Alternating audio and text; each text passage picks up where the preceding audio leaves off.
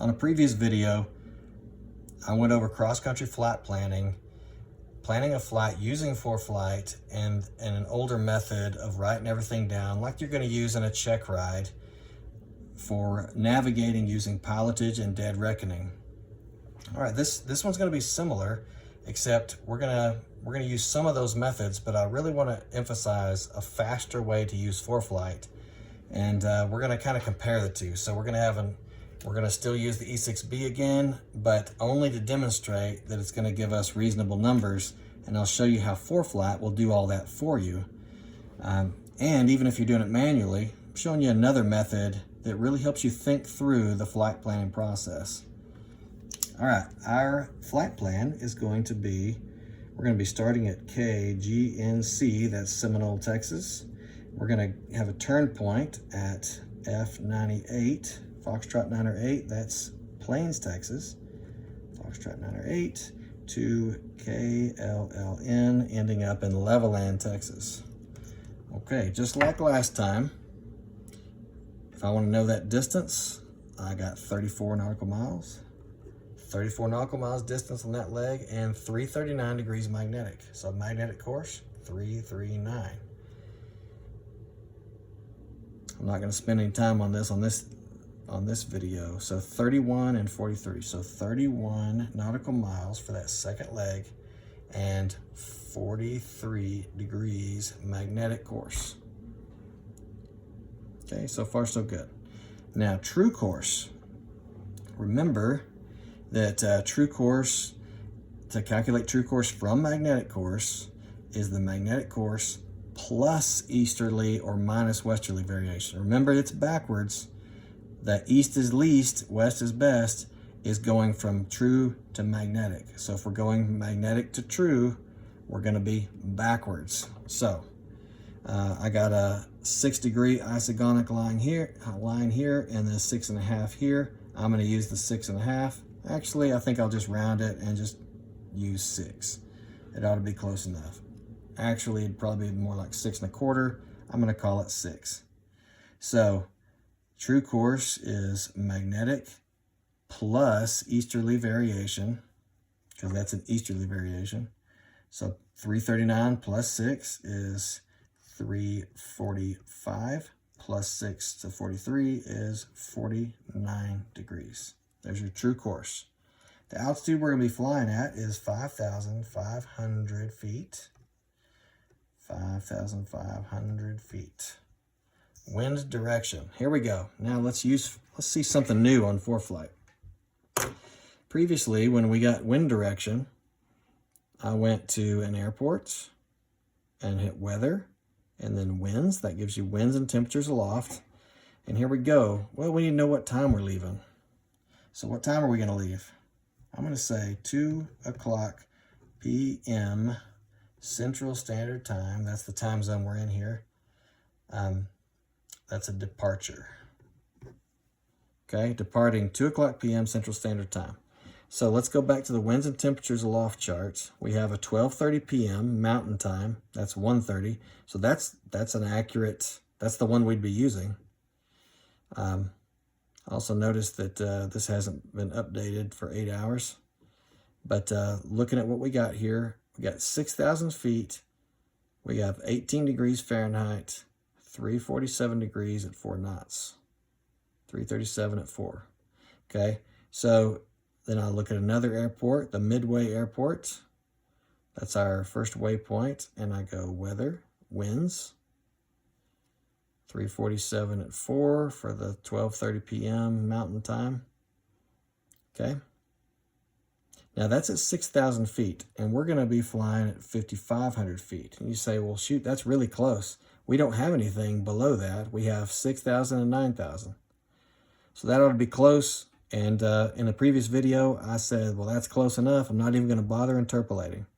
But let me show you something. Not only is this method easier, but it shows us something, it gives us some information that's new. By the way, did you notice weather, winds? Did you notice the difference as we went from 6 to 9,000 feet?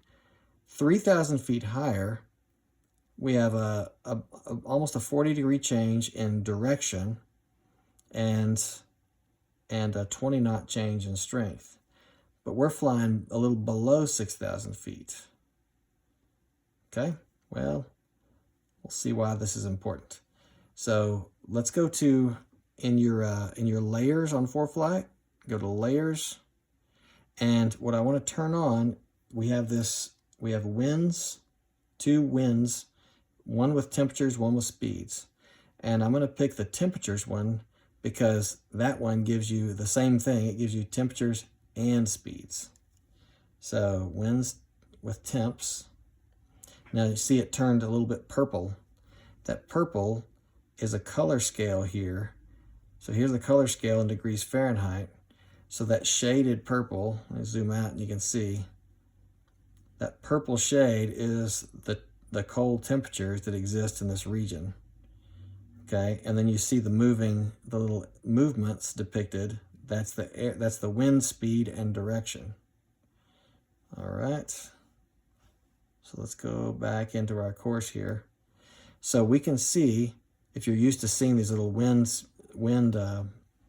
whatever those are called, the little marks that move, you can see they're not blowing long and hard. So that's a pretty slow wind, kind of like what we just looked at.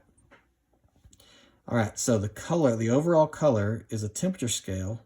Now we have an altitude. This is winds and temps aloft, visually depicted. So now we have an altitude scale. Over here it's 6,000. That's the same thing we looked at earlier. And we have a time scale. So down here, we can, when you put your finger on it and hold it, there we go. It'll show you, here we go.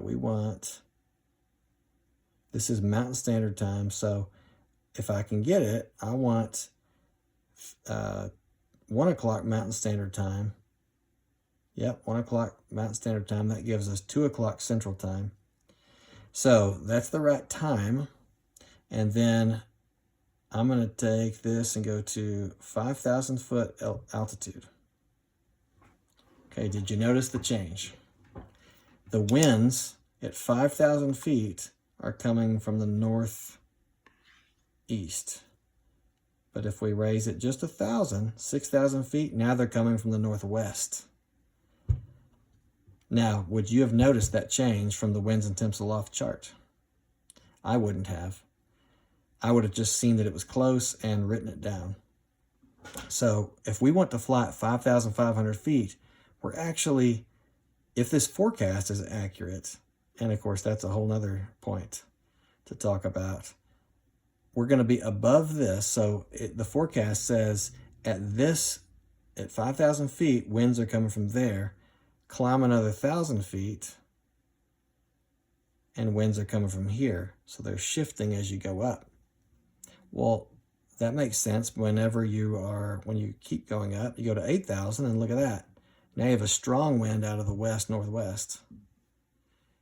Let's go up another 2,000 feet. The direction stays there, but it's stronger. So we have an air mass that's up high, that's moving from west to east. But down low, apparently there's another air mass down below it where it's transitioning into. So if you get down low enough, like, well, we could go to 3,000, but that's below ground level in this area. So 5,000 feet, it actually switches. Now let's think about that. The winds and temperature aloft data only went down to 6,000. So are we just seeing the interpolated data switching all the way down here? I think so. I think that's what we're seeing. We're seeing it. They have a trend where if you're 8,000, you're here. 6,000, you're here. Well, if we went another, and we don't have any more forecasts, but hey, if you went from there to there, then you keep going down. It must go to there. Well, it may or may not. So something to think about when you're thinking through this flight planning. I'm going to assume that it is right now. So so they also have ground speed forecasts, but which we didn't look at. So right now I'm going to assume that that's the case, that there's my 5,000 from the north east, 6,000 feet. from the northwest. Now, immediately, I can see that they're about, we're talking with reference to true north here, they're spaced pretty evenly, east and west. So if we're going to fly in between, where would the wind be out of? Straight north, out of true north. Well, that makes it pretty easy. But just recognize, when we're looking at this, recognize all the variability that might exist here. So you may go on a trip like this based on this forecasted data, and you have all your wind corrections, and you may find that if you vary in altitude or the forecast wasn't accurate, you may be way off on your winds because we're flying in a region where the winds are expected to be transitioning. That's the key. The winds are expected to be transitioning where we're flying. So just note the variability that exists here. Now look at this. I want you to see, we're going to go back to 5,000 feet where we have these winds. Now let's put numbers to this. Look how easy this is. With this layer turned on with winds and temperatures, all I have to do is touch and hold, and I get my normal spot here that is looking for a GPS coordinate, but look below it. It's showing me the wind here at 5,000 feet at that time, 2 o'clock p.m. Mountain Standard Time. Yeah, and I moved it to 2 o'clock apparently. It's showing winds here are 40 degrees at 6 knots. Now, if I want to, instead of going to each airport, I'll just touch on the areas that I'm going to be flying in. 43 degrees at 5 knots, 36 at 6 knots, 53 at 4. And it gives you, even numerically, we have visuals, but numerically we can get a good idea of what to expect as far as that wind speed, knowing that it's interpolated data, or at least assuming it is. So what are we seeing kind of come up here more consistently? About 40 degrees. Sometimes as we go north, 36 degrees at about 6 knots. Okay? So that's a lot easier than looking through tables. So let's go up to 6,000 feet now. 327 at 5 knots. So that's 30 degrees. That's 33 degrees off of north at 5 knots. 27 degrees off of north. That's 333. It's 27 degrees left of north, or west of north, at 5 knots. So with all this variability, you can see, and we're getting temperatures as well. You can see, you get a good idea of wind strength and direction. So with the variability that we recognize being here, I'm looking at this saying, you know what? I'm going to just pick north. I'm going to pick right in between. And since we have variability, I'm not going to go and try to get it exactly right in 3 degrees north, because it looks like it's going to be variable anyway, depending on a lot of things. So in just 500 and 1,000 foot of change, we have a huge shift in wind direction, if we can believe this data. So I'm going to go with straight north. So I'm just going to go 0 degrees. 0 degrees. Wind speed, I was seeing 5 knots, 4 knots, 6 knots. I'm going to say 5 knots. All right. Now, what about ground speed? Well, that's based on our true airspeed. So we already looked at true airspeed. Well, we didn't in this video, but true airspeed is going to be 100 knot with a 5 gallon per hour burn. We're not going to look at that. Temperature aloft. What was the temperature aloft? Well, if we forgot, it was about 10 degrees. We were seeing some 12 degrees. That was at the lower. So I'm going to say 11 degrees. That's Fahrenheit, 11 degrees Fahrenheit. Now, how do we get Celsius from that? Well, we can go to our E6B and say 11 degrees Fahrenheit is about a negative, oh, I think I got the wrong one. Nope, that's right. Negative 11 degrees Celsius. That's a coincidence. Negative 11 Celsius.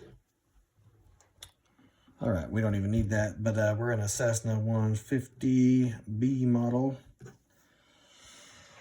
What if we wanted to figure out density altitude real quick? Let's do that. All right, we're going to be at 5,500 feet. Now, technically, we're supposed to put pressure altitude in here, but we can make some assumptions. This thing is so hard to read anyway.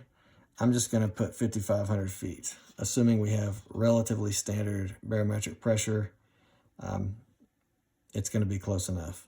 So the way you do this is you start down here in this window. This says pressure altitude in thousands of feet. So we're going to be at 5,500 feet. Now the way you really do this is you get in your airplane and you adjust your Colesman window to 2992 and read whatever the altimeter says, and there's your pressure altitude. So that's that. It's going to be close enough for this.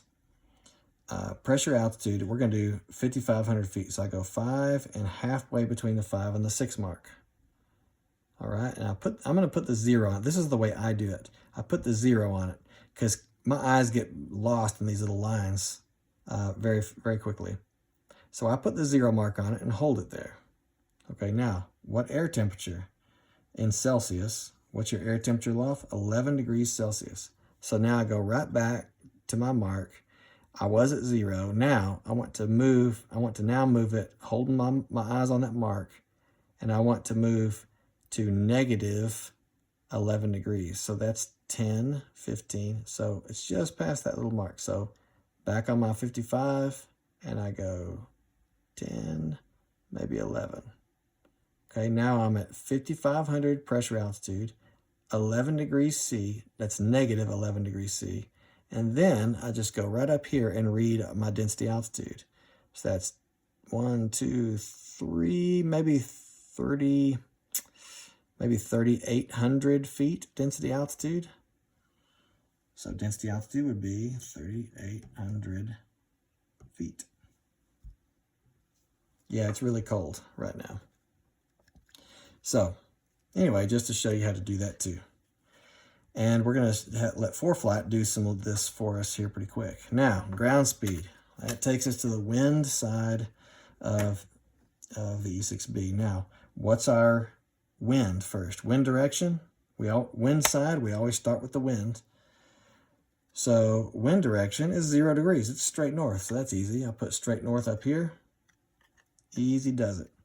And the wind speed, 5 knots. So I run the hole down to 100. I make a mark at 5 knots. There we go. There's the mark. So marked at 5 knots. Now, what about my true course? 345. Not very far off, which makes sense because we're flying mostly in a northerly direction. And then you move your mark down to your true airspeed, which is 100 in this case. And then you read under the hold, you read your ground speed, which is 95 knots. Now that makes sense, doesn't it? 95 knots, it's going to slow us down. If we have a 100 knot true airspeed, it's going to be slowing us down because the wind is, we can see it, it's up on our nose slightly to the right. Now, next, how far to the right? We need to look at our wind correction angle. Our wind correction is 2, 4, 6, 8, 10. These are by 2s. So our wind correction angle would be 1 degree to the right. So magnetic heading is magnetic course, which is 339, plus right wind correction angle, or minus left, which is 1 in this case. So magnetic course, 339 plus 1 is 340 degrees. Okay, what about our second leg? That's going to be going in a different direction. So we keep our wind is the same. We don't change our mark. We go to our true course of 49 degrees. Okay, we dial in 49. Now we slide our wind mark, up to our true airspeed of 100. And then we read under the hole our ground speed. So 95, 96, 97 knots. 97 knots. So it's not quite as much, the wind's not quite as much on our nose on that course, because we're not quite going into the wind as much. So we didn't quite lose as much ground speed. So we got 97 knots. Now notice we have here a wind correction angle of 2 degrees left. So our magnetic heading is our magnetic course minus 2 degrees, so 41 degrees. All right, so that's where we're going to stop on this. We're not going to keep moving through the time and fuel, although we could, just like we did in the last one, but if you've watched that, you already know how to do it. Now that we've done that manually and used some of ForeFlight's tools, let me show you how ForeFlight really shines. It's important we understand how to do this and what it means. It's really important. Just like it's important we understand where our forecast is coming from and what that means and what it might mean if it's wrong and why it might be wrong. All right, but now so this is something you could actually fly by. Once we put the times and fuel in, we can actually fly by this. We fly our magnetic heading, and we expect to arrive over those waypoints at the times we would estimate. So ForeFlight will do this for you as well. So from here, I'm going to pull down the flight plan. The flight plan, of course, is where I got this in here. So I pull down the flight plan. I make sure everything's right here. Well, it should be. That's what I was basing all this off of. And then you want to go to the Send To button here. So Send To Flights. And this takes us to our Flights tab. I have a lot of flights in here, but it highlights the one you just sent. Now, it says it calculated it just now. Now it has fuel and passenger data in here that I haven't even messed with. It just goes to defaults. But what I want to go to now that we're in flights, I want to go to nav log.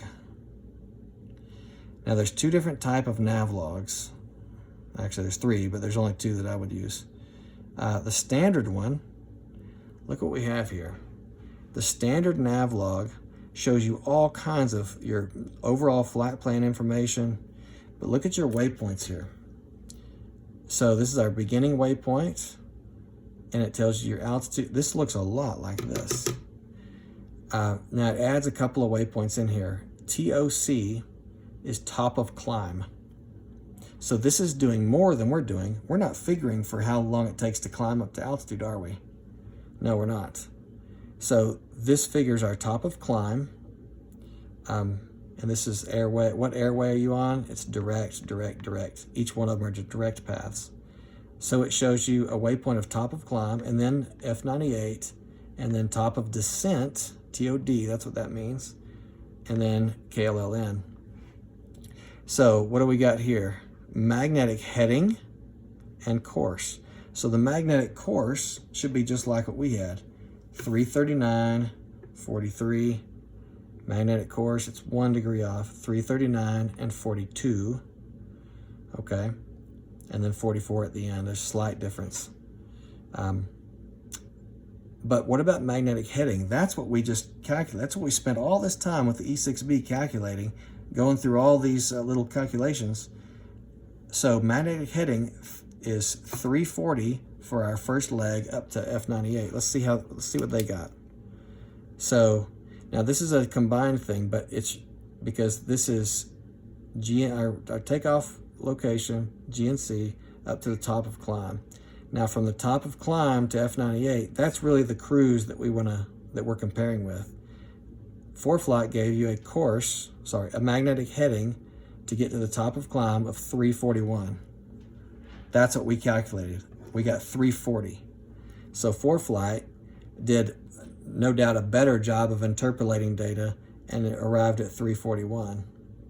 And then you fly another, let's go over here. See the time, this is a time column. So for each leg, it's in minutes. 6 minutes to get to the top of the climb, 20 minutes, that's 20 more minutes to get to planes, that's F98. So 20 minutes at a magnetic heading of 341. That's what we're talking about here. So we're just not looking at the climb portion.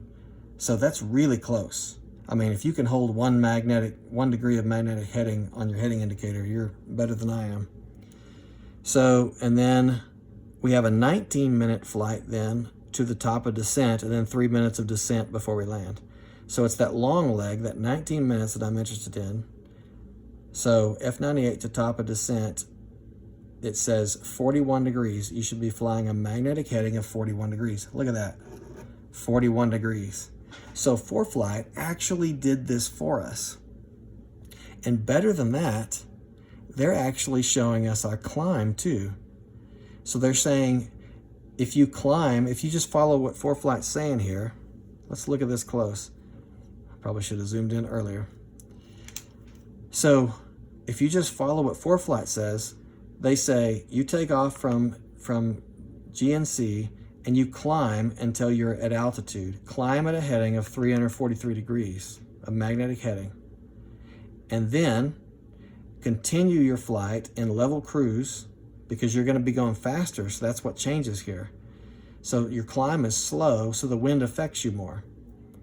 So then you're in level cruise for the next, what did we find over here? For the next 20 minutes, you're going to be in level cruise until you hit planes. So stay at a fly heading of 341. And then for the next 19 minutes, you want to turn and fly a heading of 41 degrees magnetic for the next 19 minutes, and then start a descent at a heading of 42, almost the same. And in 3 minutes, you'll be on the ground. And ForeFlight also calculated how much fuel we're going to use. This is a cumulative one. This is, you've used 1.2 gallons, now you've used 1.8, now you've used 3.7, and so on. So it's not fuel per leg. So you have to get used to some of that. It shows you the distance of each leg, how much is remaining, how much fuel is remaining, depending on how much you filled up with. And it shows your true airspeed, your ground speed, all that stuff. So now this is based on a different true airspeed than I'm using. So as and down here on this table, it shows, look at this, at your top of climb, at the midpoint, F98, our midpoint, and at top of descent, it shows you your winds and temperatures aloft for 2,000 foot, 4,000, 6,000, 800, 8,000. And so it's interpolating based on these. Now, and below that, it's even telling you your whole flight should take 47 minutes at if you're using this one. 48 minutes if you're at this altitude. What if you're at 6,000? 49 minutes, 8,000, 48, and that sort of thing. And it tells you about how much gallons. The H here is headwind component. So it gives you lots of information here. Now you may say, that's way too much information. Well, go to settings then. This is, while you're on this page, you go to settings and click on basic. And it doesn't show you all the stuff it calculated from. Instead, it just shows your main route. This is printable, by the way. It shows your main route. Here's your starting point, your top of climb, your midpoint, or your waypoint that you put in, the top of descent, and your final destination. It says what altitude you're going to be at. That's starting, cruise, and ending altitude. And look at the way it represents this. Magnetic course is MC, magnetic heading. I should zoom in again. Magnetic course, magnetic heading. So when you get to the top of, to get to that top of climb waypoint, you should be flying a magnetic heading of 343, just like what we looked at, to achieve this 339 magnetic course. And then when you level off, fly a magnetic heading of 341, and then you turn to magnetic heading of 41 until you start descending. And it tells you how much fuel for each leg, the distance of each leg, and then it gives you, if you print this out, this gives you something else really nice. For each leg, it gives you a estimated time en route and actual time en route. So that leg, that first leg up to your top of climb should take 6 minutes. And then you can write down in the blank your actual time en route. Your ETA, so this has a estimated time of arrival and actual time of arrival. So if you took off at 20:30 Zulu, then you expect to arrive at 20:36 Zulu, 6 minutes later. You can then write your times down. So this is an excellent tool. This is far better than we're doing here. The benefit of doing this is you're hands-on, you're actually looking at the stuff and interpreting things. With ForeFlight, they actually do a better job than we're going to do, although you can see it's very similar, ought to get similar results. But this format is actually better for us. If we print this out, we have the time of each leg we can put in. We have the clock time for when we start and when we arrive at each leg. You can even calculate, they have a spot to calculate your actual ground speed. They've given an estimate based on the winds and stuff of what our ground speeds are going to be. But you can write in your actual, and you can calculate that really easy. You have the distance and you have the time, so you can calculate it from those two and see how close you are. And that gives you a chance to check your flight planning and your aircraft performance. Now, the danger in this, some people will say, well, why didn't you show me this first? I don't ever want to do this by hand again. Well, what's the danger in this? Just like we saw when we were looking at this, there's assumptions being made. ForeFlight is making assumptions that you may not even know about. If you just put in a plan and say, this is the altitude, and then you send it to flights, and then you look at your nav log here, you just go fly it. Well, you may not be aware that you're flying in the middle of a transitioning transition in the forecasted winds. So it may be way off and you get lost and you don't even know what happened. And you say, well, ForeFlight messed it all up. No, it's garbage in, garbage out. So how does ForeFlight know how, let's look at, I'm getting lost here. Okay, this top of climb. To get to the top of climb, it says it's going to take me 6 minutes and I'll have a ground speed of 66 knots. How does it know how fast I'm going to climb? Well, that's a good question. How does it know? Let's go back to our flight plan in the map page. Oh, it's because I have my aircraft in here and it says I'm in a cruise performance profile. Well, what is that? Cruise performance profile is a profile I made. Hang on. I have to hit edit. All right, what did I say about that? I said this airplane will climb at a true airspeed of 70 knots, burning 7 gallons per hour. And it's going to climb at a climb rate of 350 feet per minute. I said it cruises at a true airspeed of 85 knots and burns 5.4 gallons per hour in cruise. I said it descends at 85 knots and burns 5 gallons per hour and descends at 500 feet per minute. Now, if I have bad assumptions here, if I'm being overly conservative, then my resulting, let's get out of this, then my resulting nav log is going to be incorrect. When I come back to this, if I put garbage in, ForeFlight's going to give me garbage out because it's just doing, now it's the same thing as this. If I make bad assumptions here, then I'm going to get bad results here. But at least I know what my assumptions are here. In ForeFlight, there's a tendency to put it in one day and make some assumptions, and you forgot that you've been making those assumptions. You forgot what assumptions you've made, and you just expect ForeFlight to give you good information. So, to recap, this report is in Flights. This is what Flights looks like. Flights, and then you click on nav log here. And you can have this basic format, or you can have the standard format, which is much more complicated, and it's not as good for writing in. If you go down, it gives you all sorts of information about the flight. It's really nice if you want that information. It also gives you your a small airport diagram of your departing airport and the airport you're landing at, your arrival one. So if you printed this out, this is a 2-page printout the way it is right here. If you print this out, you have all this information on paper in your in your hands for the flight. And from here I can save it. I can save it as a PDF. I can mark it up.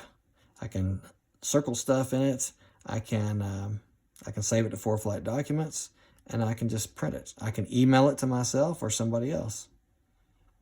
So again, you go to settings on this page to go from standard to basic, and basic's a lot easier to look at, but you don't see all your assumptions. And if you go back, you're back in flights, and then back to maps. Again, to recap this, the colors here, if I'm in a winds temperature layer, if I go to winds with speed, it does have a color scale, but that color scale is based on wind speed. So if we zoom out, we can see the color scale will change if the wind speed changes. So darker purple is higher wind speed. But whenever you touch the screen, it's not going to give you temperatures. It only gives you direction and strength of speed.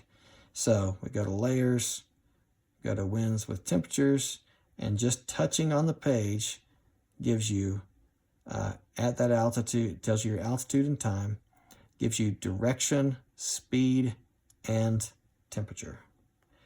And once again, you have to have this at the right time, but adjusted by the scale down here, and the right altitude adjusted by the scale on the bottom right.